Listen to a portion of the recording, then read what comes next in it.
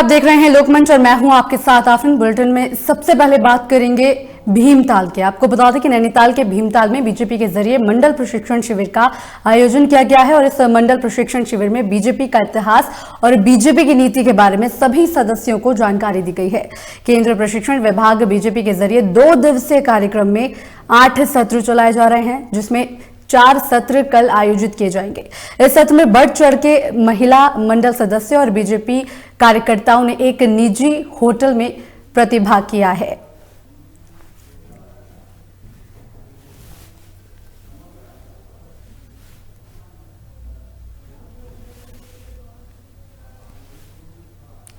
आपको बता दें कि बीजेपी ने मंडल नीति प्रशिक्षण का आयोजन किया है, जिसमें इतिहास और बीजेपी की नीति के बारे में सभी सदस्यों को जानकारी दी जा रही है। केंद्र प्रशिक्षण विभाग बीजेपी के जरिए 2 दिवसीय कार्यक्रम में 8 सत्र चलाए जा रहे हैं, जिसमें महिलाओं ने बढ़ चढ़कर हिस्सा लिया है।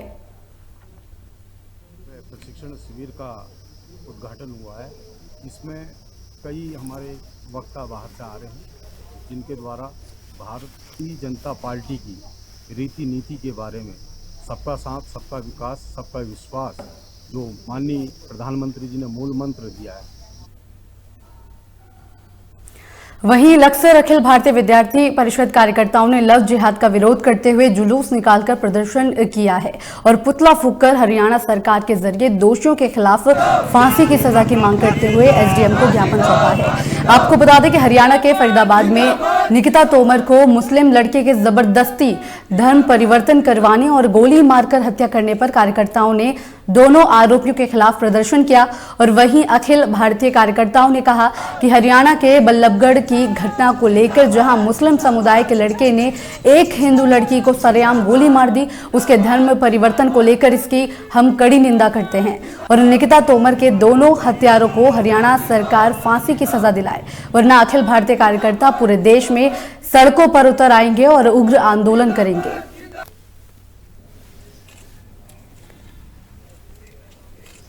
जो भी बल्लभगढ़ में घटना हुई है, एक मुस्लिम द्वारा एक हिंदू लड़की को जबरदस्ती उसके धर्म परिवर्तन को लेकर सरेआम गोली मारी गई है। अखिल भारतीय विद्यार्थी परिषद उसकी कड़ी निंदा करता है और महापुरुषों का देश रहा है। विद्यार्थी परिषद ने हमेशा महापुरुषों को अपना प्रेरणा स्रोत माना है। राजगुरु सुखदेव ऐसे महापुरुष जो रहे हैं, उन्होंने यह कभी सोचा नहीं होगा कि हम जिसके लिए बलिदान दे रहे हैं उस देश में महिलाएं सुरक्षित नहीं रहेंगी। अखिल भारतीय विद्यार्थी परिषद पूरे प्रदेश में, राष्ट्र भर में इसकी निंदा करते हुए सड़कों पर उतरकर उग्र आंदोलन कर रहा है। इसी बीच बड़ी खबर चमौली से है, जहां पर नैनो कार और ट्रक की भीषण टक्कर हो गई है। आपको बता दें कि कार सवार 3 लोग गंभीर रूप से इस हादसे में घायल हो गए हैं। साथ ही जिला चिकित्सालय भुवनेश्वर में इन सभी घायलों को फिलहाल भर्ती करा दिया है, जहां इनका इलाज चल रहा है। रुद्रप्रयाग से बद्रीनाथ ये तीनों लोग जा रहे थे, जिस दौरान ये हादसा हो गया और इस भीषण हादसे में 3 लोग घायल हो गए हैं। नैनो कार और ट्रक की ये भीषण टक्कर हुई थी, जिसमें 3 लोगों के घायल होने की खबर है। साथ ही इन तीनों को फिलहाल जिला चिकित्सालय गोपेश्वर में भर्ती करा दिया है, जहां पर इन सभी का इलाज चल रहा है।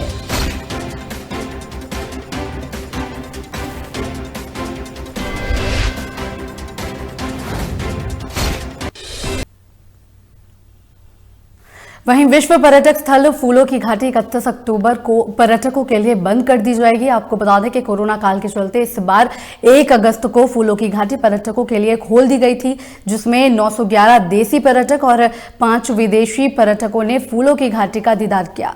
इस साल फूलों की घाटी से वन विभाग को करीब 13,06,650 रुपए की आय प्राप्त हुई है।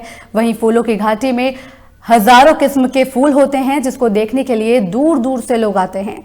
वन विभाग के उप वन संरक्षक का कहना है कि कोरोना महामारी के चलते इस बार कम ही पर्यटकों ने फूलों की घाटी का दीदार किया। पिछले साल की तरह इस बार बहुत कम पर्यटक फूलों की घाटी पहुंचे।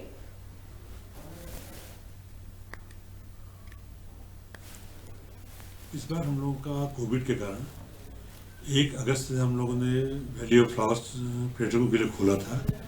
अब तक इसमें 911 देसी पर्यटक और 5 विदेशी पर्यटक आए। इससे वन विभाग को 1,36,650 रुपये की आय हुई। वहीं चमौली के नारायण बगड़ बाजार में आए दिन जाम लगने से लोगों की मुसीबतें बढ़ती जा रही हैं। बताया जा रहा है कि गर्भवती महिला को सड़क जाम के चलते 108 में ही नवजात शिशु को जन्म देना पड़ा। साथ ही आपको बता दें कि इन दिनों नारायण बगड़ बाजार के दोनों छोरों पर बीआरओ के जरिए सड़क चौड़ीकरण का काम किया जा रहा है। इस दौरान यातायात को कभी भी रोक दिया जाता है और जब दोनों ओर से वाहनों को छोड़ा जाता है तो बाजार में लंबे समय तक जाम के हालात हो जाते हैं। वहीं जाम के कारण लोगों को कई तरह की दिक्कतें उठानी पड़ रही हैं। हालांकि पुलिस प्रशासन ने बाजार में जाम ना लगे इसके लिए बाजार में वाहनों की पार्किंग करने पर रोक लगा रखी है, लेकिन इसके बावजूद सड़क पर लोग अपने वाहनों को पार्क कर देते हैं, जिसके कारण सुबह से ही जाम लगना शुरू हो जाता है।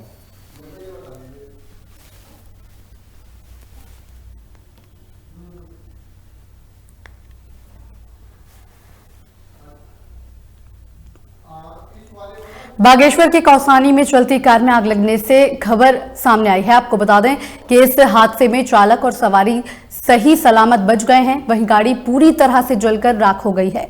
आपको बता दें कि बागेश्वर के कौसानी के समीप कार में अचानक आग लग गई, जिसमें चालक और एक व्यक्ति सवार था। वहीं गाड़ी में हल्की आग देखते ही चालक ने गाड़ी रोक ली और दोनों लोग वक्त रहते तुरंत बाहर आ गए, जिसके बाद देखते ही देखते गाड़ी आग के गोले में तब्दील हो गई। मौके पर फायर ब्रिगेड ने पहुंचकर आग पर काबू पाया, मगर तब तक बहुत देर हो चुकी थी। गाड़ी पूरी तरह से जलकर खाक हो चुकी थी। बताया जा रहा है कि ये कार हल्द्वानी से गरुड़ को आ रही थी।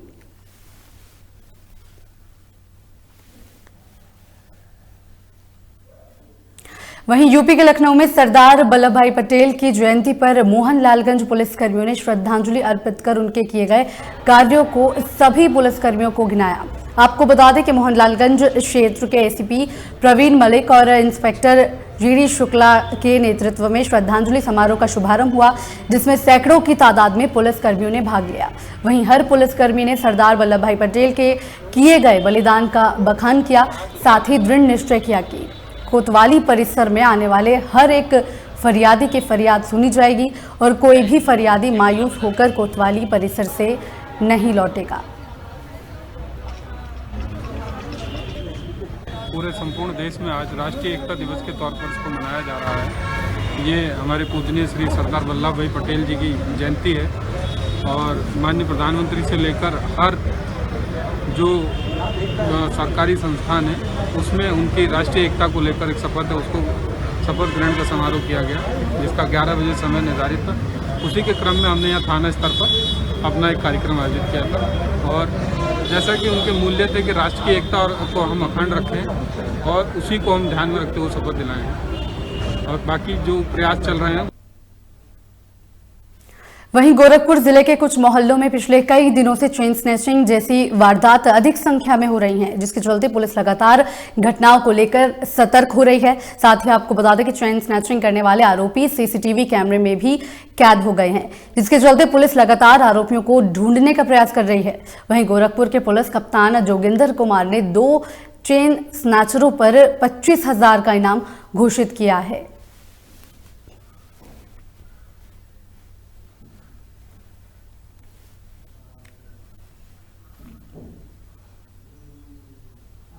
इसी बीच बड़ी खबर फर्रुखाबाद से है, जहां पर दबंगों ने युवक की जमकर पिटाई की है। आपको बता दें कि दबंगों ने पीड़ित युवक से नगदी सहित मोबाइल छीन लिया है। साथ ही थानाध्यक्ष नवाबगंज दबंगों पर लगाम लगाने में नाकाम यहां पर साबित होते हुए नजर आ रहे हैं। थाना नवाबगंज क्षेत्र के गांव महमदपुर के पास का ये मामला बताया जा रहा है। बड़ी खबर आपको बता रहे हैं, जहां पर एक युवक के साथ मारपीट का मामला सामने आया है, जहां पर कुछ दबंगों ने इस युवक के साथ मारपीट की है। साथ ही थानाध्यक्ष पर भी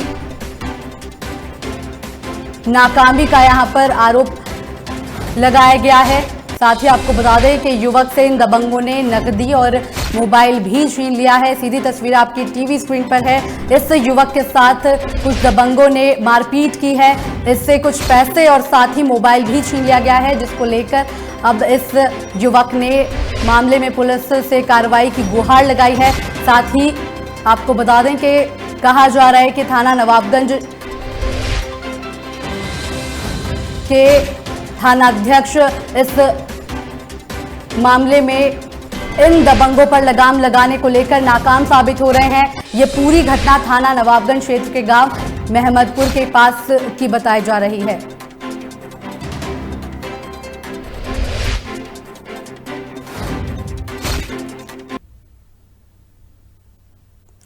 वहीं महोबा में पुलिस ने लौह पुरुष सरदार वल्लभ भाई पटेल की 145वीं जयंती के शुभ अवसर पर राष्ट्रीय एकता दिवस मनाया गया, जहां पुलिस अधीक्षक महोबा अरुण कुमार श्रीवास्तव ने पुलिस लाइन में आयोजित कार्यक्रम में सरदार वल्लभ भाई पटेल की प्रतिमा पर माल्यार्पण किया गया। साथ ही उपस्थित पुलिस बल को राष्ट्रीय एकता दिवस की शपथ दिलाई।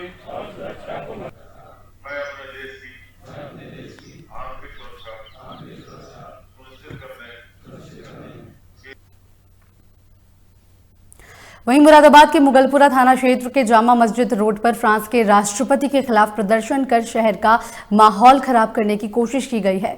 आपको बता दें कि फ्रांस के राष्ट्रपति का पोस्टर सड़क पर चिपकाया गया है। हालांकि पुलिस ने समय रहते इस सड़क से पोस्टर हटवाकर मंसूबों पर पानी फेर दिया। आपको बता दें कि फ्रांस में आतंकवादी घटनाओं को लेकर वहां के राष्ट्रपति इमैनुअल मैक्रों ने जो बयान दिया है उससे मुस्लिम समाज के कुछ लोग नाराज हैं। शुक्रवार को देश के अलग अलग हिस्सों में प्रदर्शन भी हुआ। वहीं पोस्टर लगाने की जानकारी मिलते ही एसपी सिटी भी मौके पर पहुंच गए। उन्होंने बताया कि कुछ लोगों ने सड़क पर फ्रांस के राष्ट्राध्यक्ष का पोस्टर चस्पा कर दिया था, जिसके बाद पुलिस ने वो पोस्टर हटवा दिया। साथ ही पोस्टर लगाने वाले का पता लगाने का भी लगातार पुलिस प्रयास कर रही है।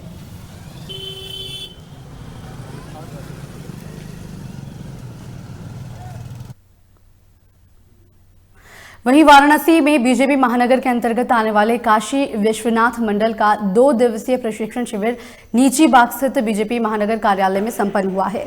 आपको बता दें कि शिविर का उद्घाटन बतौर मुख्य अतिथि प्रदेश सरकार के राज्य मंत्री स्वतंत्र प्रभार डॉक्टर नीलकंठ तिवारी ने किया। वहीं उद्घाटन सत्र में मुख्य अतिथि डॉक्टर नीलकंठ तिवारी ने बीजेपी का इतिहास और विकास पर विस्तार पूर्वक चर्चा की। बताया जा रहा है कि मंडल प्रशिक्षण शिविर में महानगर अध्यक्ष विद्यासागर राय, मंडल अध्यक्ष नलिन नयन मिश्रा सहित कई बड़े नेता उपस्थित रहे।